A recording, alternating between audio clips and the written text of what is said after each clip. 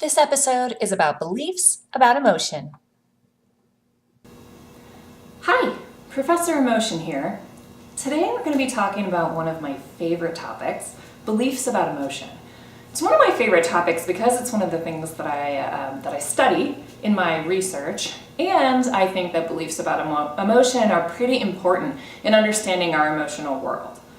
Before we talk about beliefs about emotion, though, we need to do a little bit of a history lesson, switch gears, and talk a little bit about beliefs about intelligence, because that's where a lot of this research started. Several decades ago, a researcher named Carol Dweck at Stanford started thinking about how kids respond to challenge. And she ended up doing a lot of research and ended up coming up with these theories called implicit theories, which that's what it's called in the academic research. It's more commonly now known as mindsets. We came up with these two kind of beliefs that people have about intelligence that have all kinds of implications for how they approach intellectual challenge. So the fixed mindset is the belief that intelligence is fixed. There's only so much of it that you have. You can't get any more. You can't develop or grow. You can't get smarter. This is kind of like a nature view. A growth mindset, on the other side, is the belief that intelligence can be improved with effort, that you can get smarter when you try harder. You can grow your brain. It's kind of like a nature view, though not entirely. And it's also not a true dichotomy. There are people that are sort of in the middle, but it's easier to talk about when we think about fixed versus growth. Okay? So there's some real implications having these beliefs in terms of how people approach intellectual activities. Here's Billy. He has a fixed mindset about intelligence. Maybe he's in school, and because he has nothing he can do to get smarter, he has to show. So he can't grow, he has to show. He has to show he's capable or adequate, and so grades are measures of competence. He doesn't really care about the learning, he cares about showing that he's capable. So bad grade might be some evidence that he's not smart, which of course people don't want. That means that he's likely to avoid challenge or give up in the face of challenge because there's not a whole lot he can do if he is not capable, other than maybe blame other people. It wasn't me, it was the test was too hard, the teacher was blah, blah, blah, blah, blah, blah, blah, okay? So all these fixed mindsets tend to be evolved people trying to perform well and avoid kind of this helpless feeling of not feeling smart. On the other hand, someone like Natasha, who has a growth mindset, is going to have more interest in mastery of the material. She thinks that she can get better, that she can obtain new skills, that she can get smarter, and therefore working hard is about not just showing that she knows what she's doing, but actually learning. Here, bad grade is an evidence of low effort, that she has to work harder or work differently and figure it out in a better way. Growth mindsets tend to be about people pursuing challenge, have deeper learning, and what's great about growth mindsets is they also tend to involve better actual grades and performance as well, though that's a bonus rather than the goal in and of itself. So if you're interested in learning more about mindsets, Carol Dweck wrote this great popular press book. I've recommended it to a lot of people. I reread it myself all the time.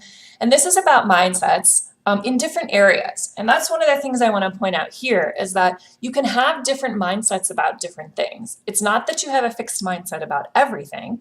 You could have a fixed mindset about intelligence and a growth mindset about relationships. You can grow in your relationships, but not in your smartness. So there's all kinds of different psychological concepts where people can have different kinds of mindsets. Now, we're looking at this or talking about this really as an individual difference of like you have one of these or another, but the researchers actually find these similar results. So results that a fixed mindset tends to be involved with kind of giving up in the face of challenge, whereas growth mindset of pursuing challenge and working harder. And that's true when they temporarily induce these mindsets too, which is some evidence that these mindsets might have some causal implications. Now, time to get back to emotion. So if people can have these different kinds of beliefs about different constructs, emotion is one of them. So research here suggests that a fixed mindset is the belief that emotions can't be changed, that people have very little control over their emotions. This is sort of a belief that emotions come to you, you have to sort of let them pass or ride it out, white knuckle through it, and there's not a whole lot you can do. A growth mindset about emotion involves the belief that emotions can be altered or regulated with effort. Remember here, the growth mindset is always that effort matters. Here, the implication is that people can change their emotions. In the last 10 years, there's been a lot of really interesting research looking at these fixed versus growth mindsets about emotion, otherwise called beliefs about emotion malleability. Malleability, sort of like how much it can change, like Play-Doh is really malleable, right? So the research has shown that in general, people with growth mindsets tend to have better emotion regulation skills. That makes sense if you think about it. If you believe that emotions can change, you're going to be more willing to put forth effort and come up with maybe better strategies for actually regulating emotions. There's also research to show that people with that kind of growth mindset about emotion tend to have better well-being, better life satisfaction, fewer symptoms of depression and anxiety, etc. As well as greater emotional intelligence. So there does tend to be research showing that these growth mindsets about emotion tend to be more beneficial.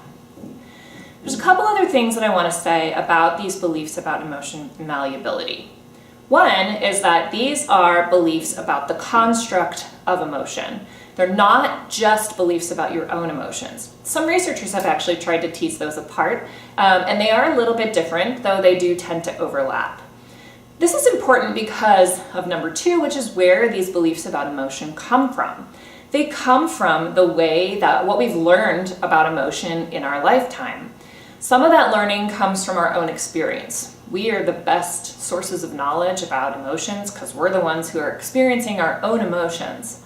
But we're also experiencing other people's emotions, right? When you grew up, you saw your mom, your dad, your grandma, your uncle, whoever you lived with, feeling sad or angry. You saw their emotions and their ability to regulate their emotions, and you learn things about emotion by viewing other people's emotions. Some of the learning that we have is clear, and we get direct messages from caregivers. I'll talk about that in another episode. But a lot of what we learn about emotion is sort of observing ourselves and the world. So these beliefs about emotion aren't things that are sort of inborn in us. We learn them through our environment. The third thing I want to mention is that these beliefs about emotion are not kind of active. If this is something you've never thought about, that's not all that surprising. Beliefs about emotion are things that we can usually pull into our conscious awareness, but most of the time they hang out in the background, kind of like a software program on your phone or on your computer. So it's kind of running in the background and it's there and you can call it up if you need it or if it's relevant to something that you're trying to do, but most of the time it's just sort of hovering in the background. That's kind of how these beliefs work. They do shape how we experience emotion and how the efforts that we put forth at regulation, but we don't sit around like thinking about what we believe about emotions all that often. Now, in the last several years, there's been some research looking at beliefs about emotion beyond malleability. Emotions are pretty interesting, and we can believe lots of things about them besides whether they're changeable or not. So I've done some research, for example, looking at the belief that emotions constrain or restrict behavior. This is the belief I've heard from people doing clinical work, depressed people saying, I can't get out of bed. To me saying, okay, do your legs not work? Can you, I'm not that mean, but saying, can you actually get out of bed? Well, the belief is that I can't. My emotions are kind of dictating what I do. When I'm feeling sad, I'm capable of doing less things. So this belief that emotions constrain behavior, I've also looked at the belief that emotions kind of take over your self-control. Sort of this like, well, I didn't really have full capacity, I was too angry. There are a bunch of other beliefs that are also studied, sometimes under the name of emotion schemas. These are beliefs like beliefs about the cause of emotions. Some people believe that emotions come from clear causes, and other people believe that emotions sort of come from out of the blue, that you can't really figure out where they're coming from. Another belief about emotion is sort of this general belief that a lot of people adhere to, the negative emotions in particular are kind of bad and destructive. They'll kind of eat you up inside if you spend too much time with your negative emotions. Other people believe that emotions should be simple. Maybe you should only feel one thing at a time. There are also beliefs around emotion expression. Some people think that you should let your emotions out, or that it's kind of impossible to hide how you're feeling. And other people believe that you really shouldn't put your emotions onto other people, and it's best to kind of keep them inside and not show them to other people. There's definitely a cultural element to some of these beliefs. Other beliefs are that emotions are kind of not as valuable sources as logic. Beliefs that emotions are unique, so that kind of there's not a shared experience of emotion, but maybe the belief more specific to you that your emotions are different than other people's. Some people also believe that emotions tend to last a really long time, so that emotions sort of hover and linger, and that experiencing an emotion means you're kind of stuck with it, or that it will ruin your day. All of these beliefs about emotion have received some study, or these schemas about emotion, and some of them are thought of as emotion myths. That's because some of these beliefs about emotion don't actually go along with the research. For example, the belief that emotions will last forever, a really long time, that's not how emotions work. Emotions rise and they fall. But of course it can feel like that when an emotion or a mood does stick around. Usually that's happening because we're continuing to think about it. We're going back and back to the emotion. Usually maybe to try to understand it a little bit better, but it does keep that emotion kind of hovering and close to us. The emotion is trying to go down, and we're kind of not trying to keep it around, but we sort of do with the way that we think and interact with that emotion.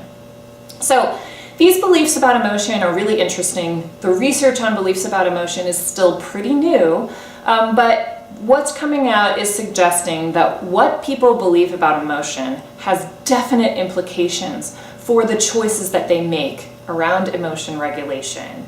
If you believe you can't control your emotions, why would you try?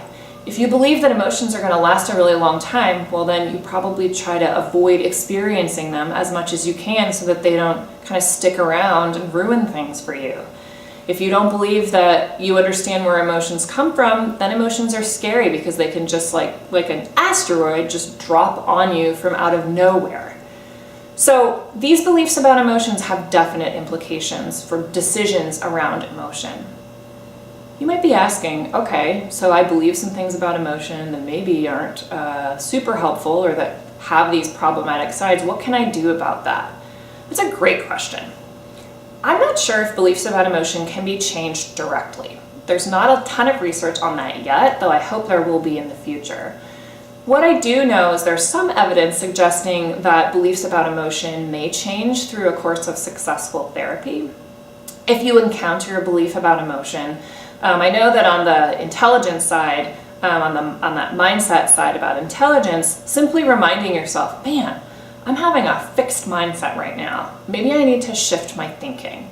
And if you're going to be aware of those beliefs that usually hover in the background, if they can kind of come to the forefront and you can say, hold on a second, this is my belief talking. Do I really want to listen to this belief right now? Or maybe should I try to regulate my emotions anyway? What strategy would be the most successful?